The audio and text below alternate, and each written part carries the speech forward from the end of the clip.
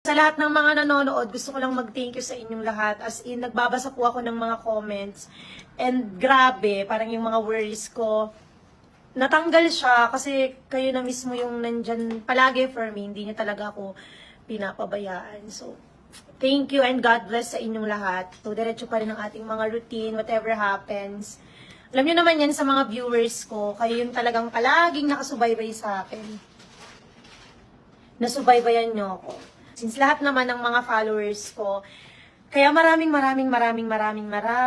salamat po. As in, hindi ko alam yung, ano ba, parang first time ko na hindi ako iiyak sa nakikita ko na nandyan kayo to support me. And sa lahat ng employees ng Brilliant, maraming salamat na babasa ko lahat ng messages nyo, yung pag-aalala nyo, at the same time, yung suporta nyo. Kaya maraming salamat. Sa tiwala, syempre. Hindi ko bibiguin kung ano man yung aking nasimulan. Binuo ko yung pangalan ko for 7 years. Hindi lang 7 years. Nagtrabaho ako since when I was 12. I really felt sorry for my, ano bang masasabi ko? For young Glenda, kasi hindi niya na-experience yung magpasarap sa life. Ayun, pero, yeah, totoo yan. Hindi ko napasaya yung batang Glenda. Pinagtrabaho ko na siya. And sa lahat ng mga online sellers na nanonood sa akin, alam nyo yan, nakakalungkot lang kasi pag sinabing online seller, para bang sa iba, parang imposible na kumita ka at alam nyo ng mga online seller, sobrang, lalo nung pandemic, sobrang ang daming binagong buhay ng online selling. And sa totoo lang, nung pandemic, yun talaga yung naging big break namin. As in, dahil sa online selling, alam niya ng mga, kaya nga ang dami ng ano ngayon, ang dami ng CEO, ang dami na ring brand owners, kasi iba talaga ang ang dami nagbukas na opportunity para sa lahat. Sabi ni Ma'am Cristilyn, ito, franchise ito. Sa Brilliant, isang araw lang, may sasakyan na ako agad. O, diba? Talo pa ako na nun si Ma'am Cristilyn. Siya nakabili agad ng sasakyan dahil sa Brilliant. Sabi ni Ma'am Jing, isa ako sa saksi kung paano may ginapang ang Brilliant Skin at isa ako sa million seller ng Brilliant na guminhawa ang buhay. Kaya forever thankful and grateful ako na naging part ako ng Brilliant Skin. Ayan. Siguro this is ito na talaga yung pinakamahirap at pinakamalaki. Ay, si Madam. Wait lang!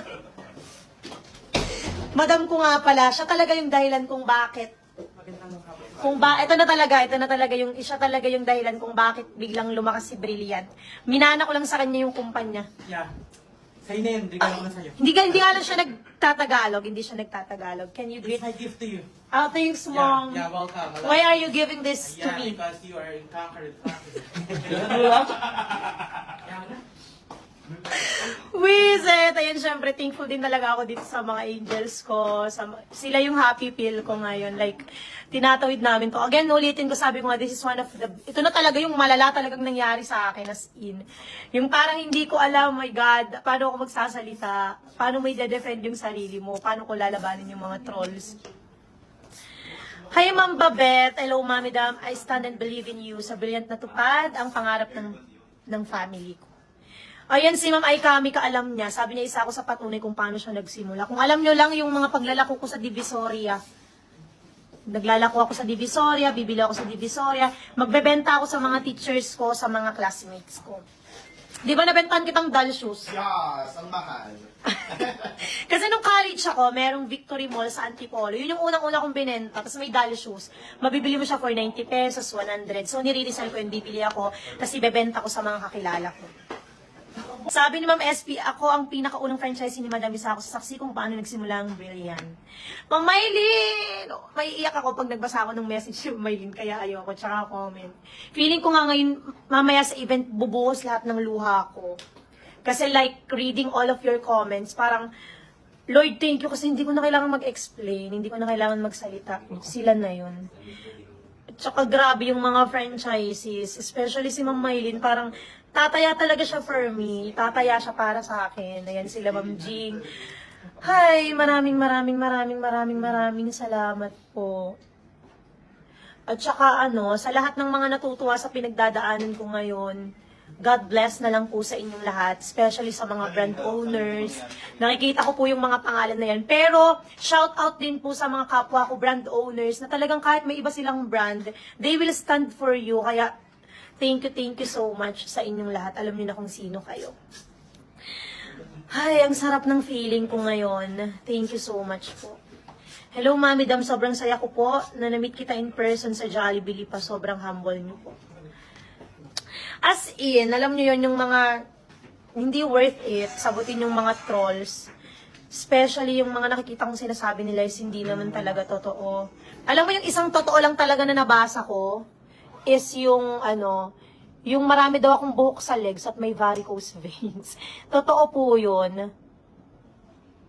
Totoong totoo. So kahit kahit tawag dito, kahit may spa kami, hindi ko siya, parang it took me time na ipatanggal yung buhok ko sa legs until anak ko na yung nagsabi na, Mami, ang pangit ng buhok mo sa legs.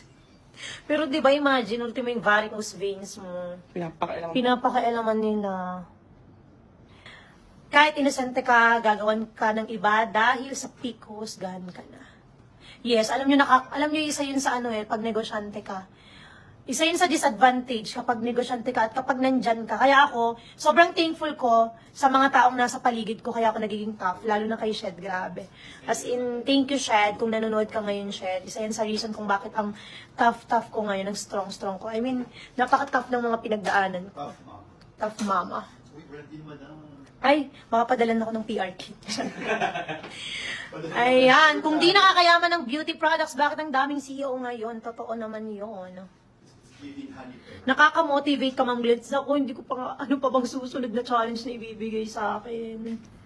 Thank you, Lord, kasi binibigyan ng strength since Yes, kasi pinapatapang talaga ako ni Lord. As in, Iba si Lord. iba talaga si Lord. Nagpapaganda na, nagpapatapang. Hindi naman kakaganda ng Iba ka, Lord! Sabay-sabay tayo, iba ka, Lord! Iba nakakausap na si Lord.